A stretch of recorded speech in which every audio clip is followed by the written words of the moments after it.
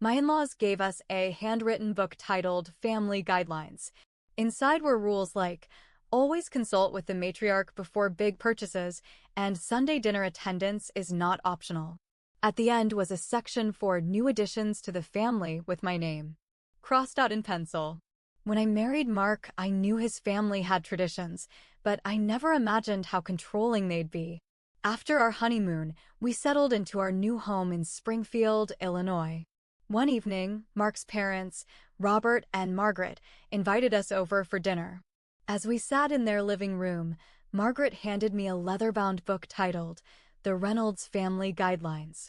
Curious, I opened it to find pages filled with handwritten rules. Always consult with the matriarch before making significant purchases. Attendance at Sunday family dinners is mandatory. Family disputes are to be handled internally and not discussed with outsiders. Flipping through, I reached a section titled New Additions to the Family. There was my name, Sarah, neatly written but crossed out in pencil. Confused, I asked, "Why is my name crossed out?" Margaret smiled tightly. "Oh, that's just a formality. It means we need to discuss your inclusion into the family traditions." I felt a knot in my stomach. This wasn't the warm welcome I expected. In the following weeks, Margaret called daily, reminding me of Sunday dinners and emphasizing the importance of consulting her before major decisions. It felt like my autonomy was slipping away. One afternoon, while car shopping with Mark, I suggested a model I liked. Before Mark could respond, his phone rang. It was Margaret. "Mark, dear, remember to consult with me before making big purchases," she said. Was she tracking our movements? Feeling suffocated, I confided in my friend, Lisa. Over coffee, I poured out my frustrations. "Lisa, I feel like I'm losing myself." "Every decision is under scrutiny," I said. Lisa nodded. "Sarah, you need to set boundaries." This isn't healthy. Taking her advice, I decided to address the issue. That Sunday, during dinner, I stood up, hands trembling. "Margaret, Robert, I appreciate the Reynolds family traditions. However, I need to maintain my individuality and make decisions with my husband without external pressures," I said. The room fell silent. Margaret's eyes narrowed. "Are you suggesting our traditions are burdensome?" "I'm suggesting that while traditions are important, so is personal autonomy," I replied. Mark reached for my hand in support. The following weeks were tense. Margaret's calls became less frequent, but family gatherings were icy. I knew I'd upset the balance, but I felt a newfound freedom. Months later, Mark and I decided to move to Chicago for new job opportunities. The distance allowed us to establish our own traditions and boundaries. While the relationship with his parents remained strained, I knew I made the right choice for my well-being. After we moved to Chicago, things got quiet. Too quiet. No phone calls. No emails. No birthday cards. Not even a text on Christmas. I thought maybe the distance had finally forced them to let go. Maybe I could breathe again. Maybe Mark and I could finally just be a married couple without Margaret's voice echoing in our heads. I was wrong. It started with a letter. Yes, a real letter. On cream-colored stationery. The envelope had gold trim, like a wedding invite. Inside was a note from Margaret, written in her perfectly neat cursive. It read, "Since you've chosen to distance yourself from the Reynolds family traditions, we are initiating a formal evaluation period. Mark may remain part of the core family, but your standing is now conditional. Margaret Reynolds, family matriarch." I read it 3 times. Evaluation? Standing? Was this a family or a corporate board? I showed Mark. His face turned red. He crumpled the letter and tossed it in the trash. "I'm done," he said. I should have said this years ago, but I couldn't let it go. A few days later, we found out Margaret had called Mark's job. She told his boss, somehow, that Mark had made poor financial decisions and might be under stress. She didn't say anything that could get her in legal trouble, but she hinted at just enough to plant a seed of doubt. That seed turned into a full-on investigation by HR. Mark didn't lose his job, but they put him on probation for a month just to review everything. We were stunned. This wasn't just pettiness anymore. This was war. Then it got worse. We went to refinance our home loan. We'd been planning to make some renovations, maybe even start thinking about kids. But the loan officer raised an eyebrow. It says here that a large loan in your name was co-signed. By your mother? What? Mark asked. Sure enough, Margaret had somehow used an old financial document from years ago, back when Mark was still on a joint account with his parents in college, to open a business line of credit. Without telling him. $47,000. In his name. We went straight to her house. I was ready to scream. Mark was shaking. But when we got there, she was hosting a tea party. Seriously, teacups, doilies, tiny cakes. And 2 women from their church were sitting there like everything was normal. Margaret looked up, calm as a summer breeze. Oh, hello, darlings. I see you got my little surprise. Mark lost it. He yelled. He cursed. I'd never seen him like that. Margaret sipped her tea and smiled. Maybe next time you'll remember your place in this family. We left. Mark didn't speak for 2 days. I started digging. I called a lawyer. I pulled every document I could. I found something that Margaret had been hiding for years. Turns out, Margaret had quietly registered the Reynolds Family Trust not as a real estate entity like she always claimed, but as a private holding company. She'd used it to funnel family money, including inheritance from Mark's grandfather, into offshore accounts. Mark was listed as a beneficiary. But so was I, or at least I was once. My name had been penciled in and later erased. I found the original draft in a folder buried in her filing cabinet when we visited for Mark's cousin's wedding. She'd lied. About everything. So now I'm gathering everything. Every shady account. Every signature she forged. Every rule in that damn Family Guidelines book that she broke herself. This isn't about Sunday dinners anymore. This is about control. About power. And if she wants a war? Fine. She just picked the wrong daughter-in-law to mess with. After I found the erased beneficiary info in the family trust folder, I knew I couldn't just let it go. I didn't confront Margaret right away. I didn't even tell Mark. Not yet. Instead, I made copies. I scanned every document and started a private folder on my laptop labeled War Chest. I figured if Margaret wanted to play games, I'd play chess. But then something happened that I didn't expect. I got a call from Mark's younger cousin, Ashley. We weren't close. In fact, Ashley had always struck me as one of Margaret's clones. Pearls, pastels, the whole image. But her voice on the phone? Shaky. Urgent. Sarah, can we talk? Privately? We met up at a coffee shop on the north side of Chicago. She was already there when I arrived, nervously stirring her drink. No makeup.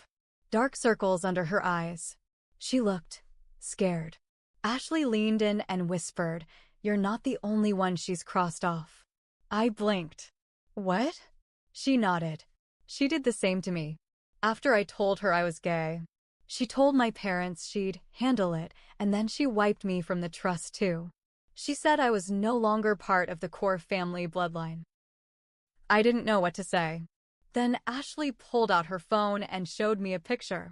It was a page from the same Family Guidelines book, except hers had a list of deviations and liabilities.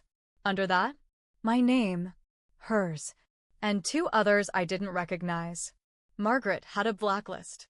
Ashley said she only found out because her parents had accidentally forwarded her an old email Margaret sent to the family accountant. She'd been doing her own digging, but had no legal help. I showed her my war chest folder. Her jaw dropped. "We need to take her down," she said. We agreed to pool our evidence and keep it quiet. We created a shared drive. We reached out, discreetly, to the other 2 names on the blacklist. One was a distant cousin who'd been disowned after marrying outside the faith. The other was a guy named Eli who'd gone no contact after Margaret accused him of misusing family resources when he asked for help with student loans. He responded first. Eli had screenshots, emails, a voicemail where Margaret clearly threatened him. Families only thrive when the weak links are removed. You'll thank me later. It was starting to look less like a matriarch running a tight ship and more like a cult leader controlling a dynasty. Still, I hadn't told Mark everything. He was recovering from the job mess, trying to protect his peace. But then Margaret made her next move. We got a letter from a family attorney, Margaret's longtime legal bulldog, stating that we were being formally removed from all family estate matters pending a behavioral review. I almost laughed. A review? Like we were contestants on a game show? That's when I told Mark everything. About the trust. About Ashley. About the blacklist. About the recordings. He was quiet for a long time. Then he asked to see the documents. Every single one. When he was done, he called his uncle, the only relative he still had a solid relationship with, and asked if they could meet. We drove down to St. Louis that weekend. Mark's uncle, Walter, greeted us with open arms. He'd been the family's quiet black sheep for years. Retired early, moved out of state, didn't talk much. But as soon as Mark explained everything, Walter looked like someone had just handed him a key to a vault. I always knew she was hiding something, he muttered. She strong-armed me out of the trust when I refused to sell Grandpa's lake house. Said I was endangering legacy capital. Walter had his own stash of documents. We compared them. The pieces started fitting together like a puzzle. Margaret had been manipulating family finances for years, rewriting who counted as family, pitting relatives against each other, removing those who questioned her, and using the guidelines book as a weapon. And the best part? All the copies of the trust were handwritten. She hadn't updated it digitally. That meant the original document, the real legal one, could blow everything open. But where was it? We had one lead. According to one of the family accountant's old emails, shout out to Eli for hacking that together, Margaret kept the legal version of the trust in a safety deposit box. We had the bank name, but we didn't have access. Yet. So now we're planning a move. Ashley is working on getting a subpoena with a lawyer friend. Walter is quietly talking to other family members to gauge where they stand. Mark and we're preparing to file a lawsuit for fraud, identity theft, and financial manipulation. And I just got word from Eli. He found something big. Something buried in a 2011 tax document. He says it's the nail in the coffin. I haven't seen it yet, but I'm ready, because this story isn't over. And Margaret? She has no idea what's coming. The nail in the coffin Eli found? It was a document buried deep in a tax file labeled Miscellaneous, 2011. A scanned, signed version of the original Reynolds family trust. It wasn't just handwritten. It was legally notarized and included a clause Margaret had forgotten to mention. It read, "No amendments to this document shall be valid unless signed by all named beneficiaries, current and past, with full disclosure of financial changes." Translation: every time Margaret made a change without full signatures, illegal. She'd broken the law dozens of times. Ashley's lawyer confirmed it. Walter's accountant agreed. Even Mark's old professor, a retired probate attorney, looked at it and said, "This is firepower." We filed everything. Civil suit, fraud, identity theft, financial manipulation, misuse of trust funds, coercion. Mark led the charge. Ashley testified. Eli submitted all the digital records. Walter wrote a statement about being pushed out. And me? I dropped the final bomb. I took the family guidelines book, the one she handed me years ago, and showed the court the section with my name. My name, crossed out in pencil. I read the section out loud. New additions to the family are subject to matriarchal approval. Should they deviate from tradition, their place is no longer valid. Then I showed the list of deviations and liabilities. The judge looked at Margaret. "Ma'am, is this your handwriting?" She didn't speak. She just stared ahead, blinking. She'd lawyered up, of course. Expensive suits, polished arguments. But none of it could erase the paper trail she left. In court, under pressure, she cracked. She admitted to preserving the legacy and filtering out unfit members. Her words, on record. She called Eli, A disgrace, Ashley, a bad influence, and me, get this, a virus that infected the family tree. People in the courtroom gasped. Mark stood up and said, "If that's how you see your own family, I don't want any part of it." Final judgment? Margaret lost control of the trust. The court ordered it restructured under a neutral financial trustee. All beneficiaries reinstated. Margaret was fined for fraud and banned from handling any family assets for life. She didn't go to jail. White-collar crime never really gets the punishment it should, but her social life, her reputation, her grip on everyone, shattered. The church she controlled for decades pulled her name from their donor wall. Her friends stopped calling. Family dinners disappeared. That leather-bound book? Burned.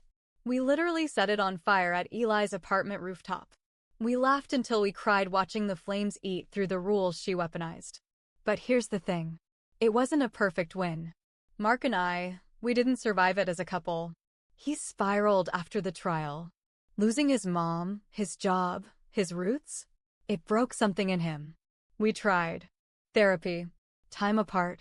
But in the end, we both knew it was over. Too much pain, too much resentment. He moved to Oregon. I stayed in Chicago. Sometimes we text. Civil, friendly. But that's all. Ashley rebuilt her life. She's in a real relationship now. Happy, strong. Walter bought back the lake house. Eli launched a podcast about financial abuse in families, wildly popular, surprisingly healing. And me? I changed. I'm not the girl who married into a legacy anymore. I'm the woman who burned one down when it tried to erase her. I made mistakes, mostly staying quiet for too long, letting her win round after round. But in the end, I fought back. Hard. Sometimes revenge isn't a single action. Sometimes it's showing up, surviving, speaking truth, and pulling the whole rotten system into the light. So yeah, Margaret may have called me a virus. But in the end, I was the cure.